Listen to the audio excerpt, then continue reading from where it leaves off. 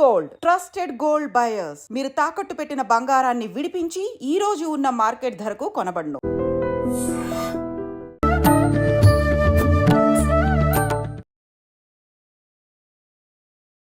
నమస్కారం, welcome to I dream. ధర్మ మార్గం విత్ విజిత కార్యక్రమానికి స్వాగతం. ప్రస్తుతం మనతో పాటు ఉన్నారు ప్రముఖ ఆధ్యాత్మికవేత్త మరెల్ల రవిశాస్త్రి గారు. ఇప్పుడు వారితో మాట్లాడదాం. నమస్కారం గురుగారు. నమస్తే. గురుగారు, అనుకున్న పనులు జరగక ప్రతి పనిలోనూ ఆటంకాలు ఎదురవుతూ ఉంటాయి. అటువంటి వారు ఆ ఆటంకాలు తొలగిపోయి ఆ పని సక్సెస్ అవ్వాలి అని అంటే ఎటువంటి విధానాన్ని ఆచరించాలి? ఓం శ్రీ గురుభ్యో నమః. ఓం శ్రీ మహాగణాధిపతే నమః. ప్రతి ఒక్కరికి వారి వారి జీవితంలో అడ్డంకులు, ఆటంకాలు అనేవి సహజంగా వస్తూ ఉంటాయి. అడ్డంకులకి, ఆటంకాలకి మనకి తొలగిపోవాలి అనుకుంటే ముఖ్యంగా మనకి విఘ్నేశ్వరుడిని ఆరాధన చేసుకుంటూ ఉంటే చాలా బాగుంటుంది. విఘ్నేశ్వరుని ఆరాధన చేసుకునే విధానం కూడా ఒకటి ఉంది. దీనివల్ల మనకి ఏం ప్రయోజనాలు కలుగుతాయి అంటే ముఖ్యంగా గణపతిని విఘ్నేశ్వరుడు అంటారు. మన విఘ్నాలను తొలగించే నాయకుడు మనకి. అలాగే గణాలకు అధిపతి అంటే మనల్ని తీసుకెళ్ళి ఉన్నతంగా కూర్చోబెడతాడు. ఇలా మనకి ఒక్కొక్కటి ఉంటుంది. అంటే మొట్టమొదటి పూజ కార్యక్రమానికి తొలి పూజ ఆయనకే జరుగుతుంది. కాబట్టి మనకి ఏంటంటే విఘ్నేశ్వరుడిలో చాలా క్వాలిటీస్ ఉన్నాయి. అంటే మనకి ఎట్లా అంటే సింపుల్గా చెప్పుకోవాలని సిద్ధి బుద్ధి సహిత వినాయకుడు అంటారు. మనం పని అవ్వాలంటే సిద్ధి కావాలి, పని సంస్కారవంతంగా అవ్వాలంటే బుద్ధి కావాలి. ఈ రెండు మనకి విఘ్నాలు లేకుండా ఉండాలంటే మనలో రెండు క్వాలిటీస్ డెవలప్ అవ్వాలి. ఒకటి సిద్ధి అంటే పని చేసుకునే సామర్థ్యం, దాని మీద పట్టు, పని మీద పట్టు. బుద్ధి తెలివితో చేయటం, తెలివిగా చేయటం, విచక్షణతో చేయడం, వివేకంతో చేయడం బుద్ధి. పనిని క్లియర్గా చేయడం, కరెక్ట్గా చేయటం, ఇవన్నీ చేయటం అనేది ఉంటుంది. ఫోకస్ ఉండటం అనమాట. ఇప్పుడు సపోజ్ ఫర్ ఎగ్జాంపుల్ ఒక హౌస్ వైఫ్ ఉంది, మంచిగా సాంబార్ పెట్టాలి. సాంబార్ పెట్టే దాని మీద పటుత్వము అంటారు కదా, పటుత్వము, దాని మీద ఒక నాలెడ్జి, దాని మీద ప్రాక్టికల్గా చేయటం, ఆమె సాంబార్ పెడితే ఉంటుందిరా అనేటట్టుగా చేయటం అనేది సిద్ధత్వం.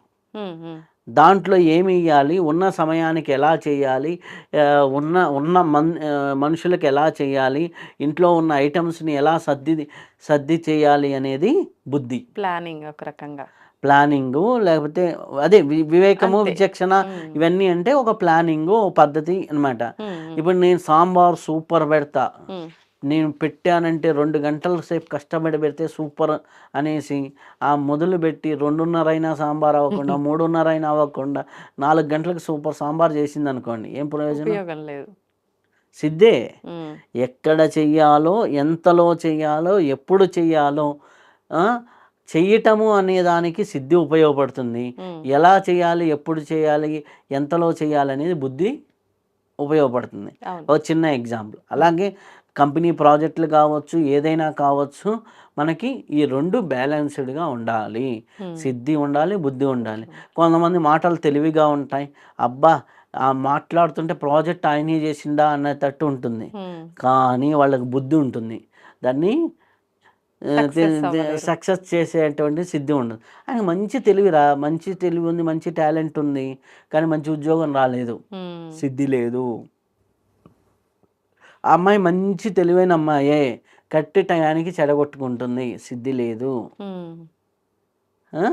అమ్మాయి మంచి పనిమంతురాలు రా బాబు, కానీ ఎక్కడ నిలబడదు, బుద్ధి లేదు. కానీ ఈ రెండు ఒక్కరిలో ఉండడం చాలా తక్కువ కదా. ఈ రెండు బ్యాలెన్స్ చేసుకోవడం అవసరం. ఒక్కరిలో ఉండటం కష్టమా తక్కువ కాదు, రెండింటినీ బ్యాలెన్స్ చేసుకోవడం అవసరం. ఆ బ్యాలెన్స్ చేసే అధినాయకుడే వినాయకుడు. ఓకే. మనలో ఉన్నటువంటి ఇంబ్యాలెన్సెసే మనకి విఘ్నాలు. ఇవి బ్యాలెన్స్ అయితే ఆటోమేటిక్గా మన హ్యాపీ లైఫ్. ఏం చేయాలి ఇవి బ్యాలెన్స్ అవ్వాలంటే? విఘ్నేశ్వరుని పూజించాలి. విఘ్నేశ్వరుని పూజించాలి అంటే బెస్ట్ సింపుల్గా రోజు హ్యాపీగా విఘ్నేశ్వరుడికి బాగా ఇష్టమైన ఏంటి? గరిక, లడ్డూలు. ఓకే. ఇవి పూజా విధానంలో. అటుకులు. ఇంకా ఇవన్నీ మామూలుగా అందరు చెప్పేది. ఆ, ఇంకోటి వినాయక చవితి రోజు మనం ఏం చేస్తాం అంతా పూజ అయిపోయిన తర్వాత గుంజిళ్ళు. గుంజిళ్ళు. రోజు ఉదయం 24 గుంజిళ్ళు, సాయంత్రం 24 గుంజిళ్ళు చేస్తే ఉమ్, ఆటోమేటిక్గా మూలాధార చక్రంలో వినాయక అధిపతి స్థానమైనటువంటి మూలాధార చక్రంలో బ్రీతింగ్ ప్రాసెస్ బాగా జరుగుతుంది. ఉమ్, అక్కడ బ్రీతింగ్ జరగటం మొదలు పెడితే వాళ్ళకి షట్చక్రాల్లో ఉన్నటువంటి శక్తి బ్యాలెన్స్ అవుతుంది. ఎప్పుడైతే షట్చక్రాల్లో ఉన్నటువంటి శక్తి బ్యాలెన్స్ అయిందో ఆటోమేటిక్గా వాళ్ళ ప్రవర్తన చాలా బాగుంటుంది, వాళ్ళ ఆలోచన విధానం చాలా బాగుంటుంది, వాళ్ళు చేసే పని బాగుంటుంది, వాళ్ళ ఆచరణ బాగుంటుంది. కాబట్టి వారి జీవితం చాలా అద్భుతంగా ఉంటుంది. ఆటోమేటిక్గా ఇది ఉంటుంది. రోజు 24 గుంజీలు, పొద్దున్న సాయంత్రం సాయంత్రం 24 గుంజీలు తీయడానికి ఎంత సమయం పడుతుంది? సమయం తక్కువే పడుతుంది 3 కానీ. నిమిషాలు. ఫస్ట్ 7 గుంజీలతో ప్రారంభించండి, కొద్దిగా పెంచుకుంటూ వెళ్ళండి. ఇంకా గుంజిళ్ళు తీసేటప్పుడు కూడా ఇలా చేయి క్రాస్ పెట్టడం, రైట్ హ్యాండ్ పైకా లెఫ్ట్ హ్యాండ్ పైకా లేదంటే ఇలానా, అంటే ఒక్కొక్క రకంగా చేస్తారు కదా, ఎలా చేసినా పర్వాలా. దీన్ని సూపర్ బ్రెయిన్ యోగా అని అమెరికాలో బింగిళ్ళు తీయడానికి ఎలా తీయాలి, ఎలా కూర్చోవాలనేసి దానికి నేర్పించినందుకు $500 ఫీజు ఇస్తున్నారు. Super brain yoga. నీ బ్రెయిన్, లెఫ్ట్ బ్రెయిన్ని రైట్ బ్రెయిన్ని బ్యాలెన్స్ చేయటం.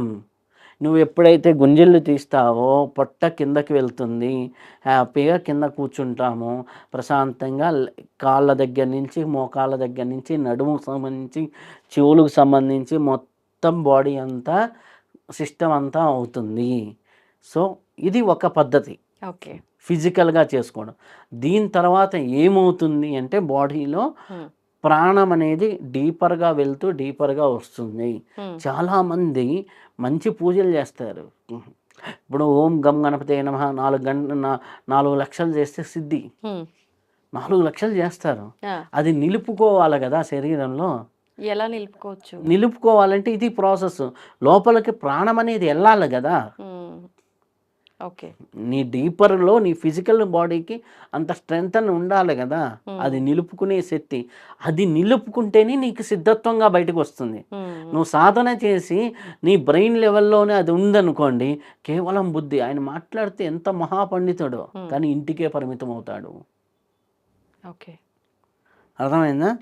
దాన్ని ఇటుపక్క మేనిఫెస్టేషన్ పవర్స్ అంటే సిద్ధి పవర్స్ని యాక్టివేట్ చేసుకుంటే ఈ 2 పవర్స్ వల్ల బ్యాలెన్స్ అవుతాడు.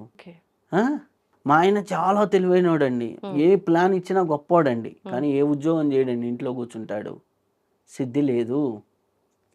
సాధన ఎక్కువ అవుతుంది, మంచి సాధన, మంచిగా మంత్రజపం, మంచిగా పూజ, బుద్ధిలో వస్తాయి. దాన్ని సిద్ధిలోకి మార్చుకోవాలంటే ఏం చేయాలి? మనం ఈ ఫిజికల్గా బ్రీతింగ్లోను అలాగే ఫిజికల్ ఫార్మాట్లోను చేంజెస్ తీసుకురావాలి. Okay, okay. ఎప్పుడైతే అది తీసుకొస్తారో బాడీలోకి ఆ శక్తి వినుకుతుంది. ఆ శక్తి వినికినప్పుడు ఆ శక్తి వంటబడుతుంది. వంటబడ్డప్పుడు సిద్ధులు వస్తాయి. దాంట్లో మనకి పూజా విధానంలో చూసుకుంటే ఇప్పుడే చెప్పాను, ఓం గం గణపతే నమః హ్యాపీగా 4 లక్షలు సార్లు చేసుకుంటే ఏ విఘ్నాలైనా తొలగిపోతాయి. గరికతో రోజు ఒక అష్టోత్తరంతో రోజు పూజ చేసాం. అష్టోత్తరంతో ఓం గం గణపతే నమః, ఓం గం గణపతే నమః గరిక వేస్తూ చేసావు, లేకపోతే గణపతి అష్టోత్తరం చెప్పుకుంటూ వేసావు. హ్యాపీగా 9 రోజులు నువ్వు గరికతో పూజించు గణపతిని.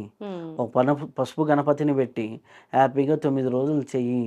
9 రోజుల తర్వాత నీలో ఉన్నటువంటి మాలిన్యాల్ని, నీలో ఉన్న మురికిని, నీలో ఉన్న డస్ట్ని, నీలో ఉన్న మసకబారినతనాన్ని తొలగించేవాడే వినాయకుడు. వినాయకుడు అంటే గట్టిగా మనకి సాధనలో వినాయక సాధన, విఘ్నేశ్వర సాధన చేసిన తర్వాత మనకి జీవితం ఎలా కనిపిస్తుందంటే, ఒక మిర్రర్ ఉంటుంది మన ముందర. ఆ మిర్రర్కి ఏదో డస్ట్ అంటుకొని ఉంటుంది.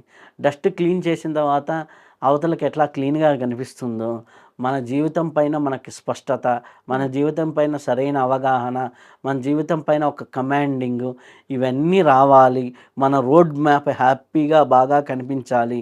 మనం వెహికల్లో వెళ్తున్నాం, గ్లాస్ క్లీన్గా ఉంటే రోడ్డు ఎలా క్లీన్గా కనిపిస్తుందో, మన జీవితం అనే రోడ్ మ్యాప్ని హ్యాపీగా కనిపించాలంటే గణపతిని ఉపాసన చేయాలి.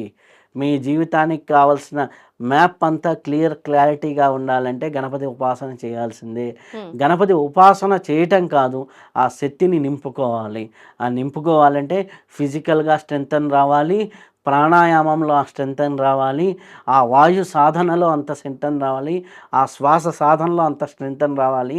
ఆ శ్వాస తీసుకున్నప్పుడు ఆ శ్వాస మన లంగ్స్లోకి వెళ్ళి మన మూలాధార చక్రం దాకా వెళ్ళి మూలాధారంలో ఉన్న గణపతి తత్వాన్ని యాక్టివేట్ చేసి అక్కడ ఉన్నటువంటి కుండలిని తత్వాన్ని తీసుకెళ్ళి పైకి కానీ చేయగలిగితే అప్పుడు ఇడా పింగళ సుషుమ్నా నాడుల్లో ఆ ప్రవాహం జరుగుతూ ఇడా నాడిలో జరిగినప్పుడు నీకు వైభోగము, పింగళ నాడిలో జరిగినప్పుడు నీకు ఉన్నతమైన స్థితులు, ఈ రెండు కలిగి ఆధ్యాత్మిక స్థితులుగా సహస్రారానికి వచ్చేసరికి అద్భుతమైన యోగంగా నీకు విరాజిల్లుతుంది. ఇప్పుడు 4 లక్షల జపం అన్నారు కదా, అది చేయాలి అని అంటే మంత్రం గురువు ద్వారా ఉపదేశం తీసుకోవాల్సి ఉంటుందా? జనరల్గా గురువు ద్వారా తీసుకొని చేస్తే చాలా మంచిది. ఏ గురువు అందుబాటులో లేనప్పుడు హ్యాపీగా ఓం గం గణపతే నమః అనేది చేసుకోవచ్చు. సూర్య భగవానికి నమస్కారం చేసి సూర్య భగవానుడే ఆ మంత్రం ఇచ్చినట్టుగా భావన చేసుకొని దండం పెట్టుకొని హ్యాపీగా ఆ మంత్రాన్ని చేసుకోవచ్చు. ఇప్పుడు అది మొదలు పెట్టాలి అని అంటే కరెక్ట్గా ఏమైనా వారము తిథి చూసుకోవాల్సి ఉంటుందా? అవసరం లేదా? బుధవారం రోజు చేసుకోవడం చాలా మంచిది. బుధవారం, ఓకే. బుధవారం రోజు చవితి తిథి రోజు చాలా మంచిది.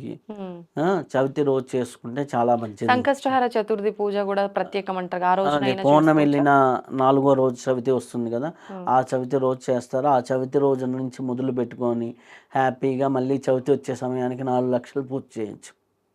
రోజుకు ఒక 3 గంటలు సాధన చేస్తే హ్యాపీగా 4 లక్షలు ఒక నెలలో చేయొచ్చు. అంతే, సింపుల్.